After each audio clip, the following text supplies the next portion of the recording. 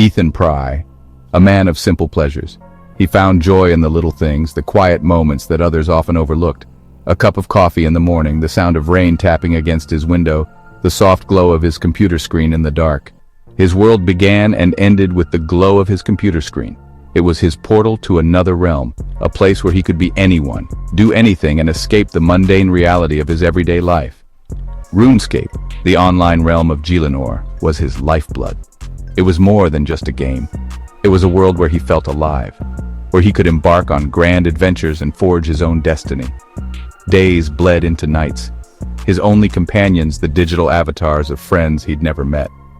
They were his comrades, his confidants, his escape from the loneliness that gnawed at him in the real world. Food was an afterthought, sleep a nuisance. He would often find himself gaming late into the night, the hours slipping away unnoticed as he delved deeper into the virtual world. His apartment, a testament to neglect, reeked of stale pizza boxes and unwashed laundry.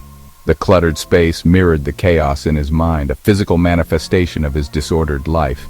But Ethan, lost in the pixelated forests and dungeons, remained oblivious. The real world faded into the background, a distant memory overshadowed by the vibrant landscapes of Gielinor. He was a knight, a wizard, a king in his own mind. In Gielinor, he could be anyone he wanted to be, free from the constraints of his real-life identity. Reality, with its messy complexities, held no allure. The virtual world was simpler, more predictable, a place where he had control. "Mom, I'm fine. Just a few more levels and I'll take a break. I promise." He would say this often, but the break never came. The game always had another quest, another challenge, another reason to stay. His concerned mother, bless her soul, would call every other day. She worried about him, about his health, about his future. But her words were like whispers in a storm, easily drowned out by the noise of his virtual adventures. Her pleas for him to get a life fell on deaf ears. He was too engrossed in his digital kingdom to heed her concerns. What did she know? She, who still thought dial-up was the pinnacle of technological achievement. She couldn't understand the allure of the digital world, the sense of accomplishment it brought him. No, Ethan was content in his digital fiefdom, or so he thought. But deep down, a part of him knew that this wasn't sustainable. The real world was waiting, and it wouldn't be ignored forever. Yo, Ethan, you see that drop? Totally carried you that raid, bro. Uh-huh. Ethan grunted, his eyes glued to the screen. He barely registered Tyler's words, too focused on grinding for that elusive dragon axe. It was late, or rather, early. The sky outside his window had begun to lighten, the first hints of dawn painting the cityscape in hues of gray and orange. Dude, you even listening? You sound like death warmed over. Just a few more minutes. Ethan mumbled something unintelligible, his eyelids heavy. The familiar lure of sleep, so often ignored, was beginning to take hold. Just a few more minutes, he thought, just enough to... The Discord call went silent. Tyler, used to Ethan's erratic sleep schedule, thought nothing of it. He'd just logged off when he passed out, no big deal.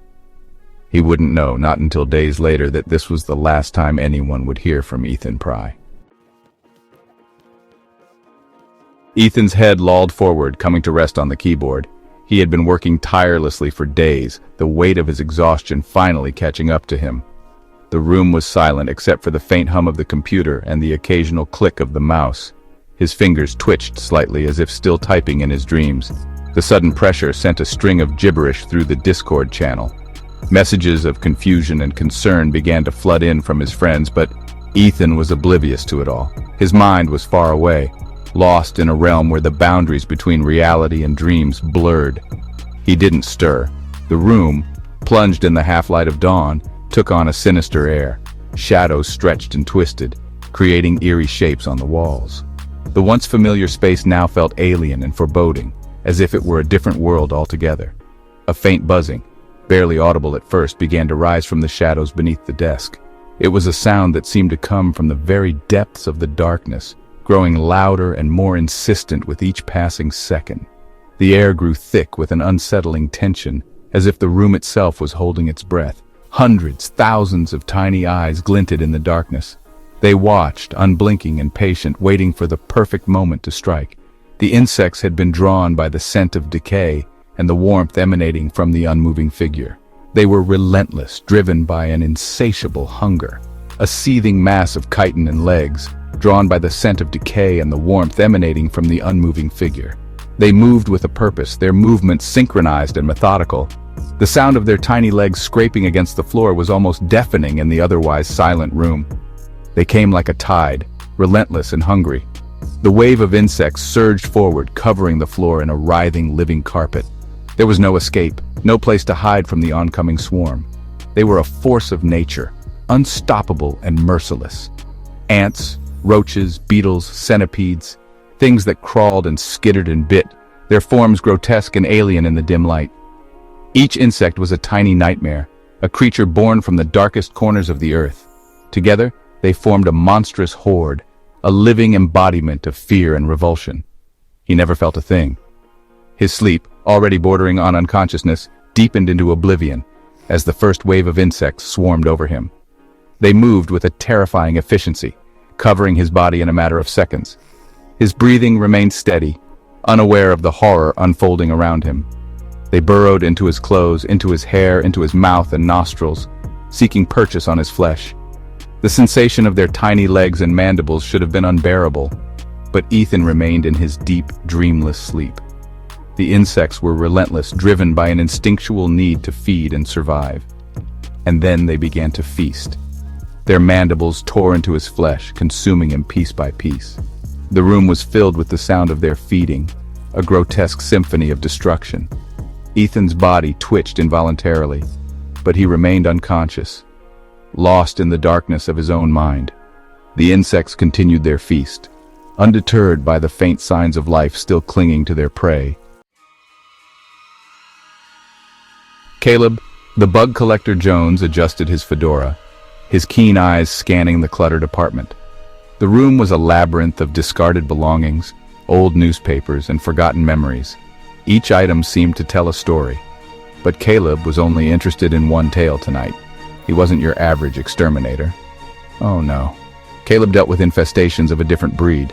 While others might handle rodents or insects, Caleb's specialty was far more sinister.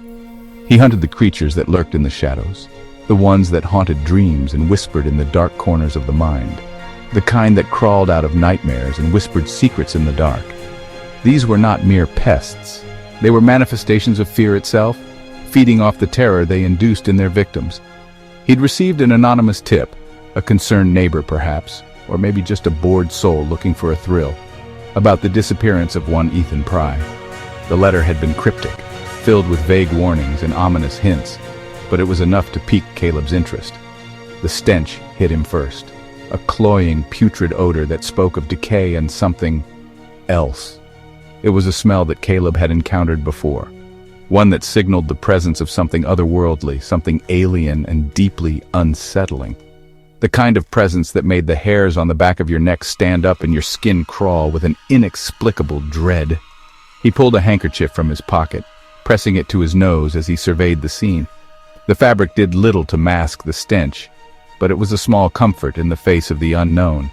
The apartment was a disaster zone, but amidst the chaos, something caught his eye. It was a small detail, easily overlooked by the untrained eye, but to Caleb, it was a glaring clue. A shimmering, almost iridescent trail that led from the doorway to the computer desk. The trail seemed to pulse with a life of its own, drawing Caleb closer with an almost magnetic pull.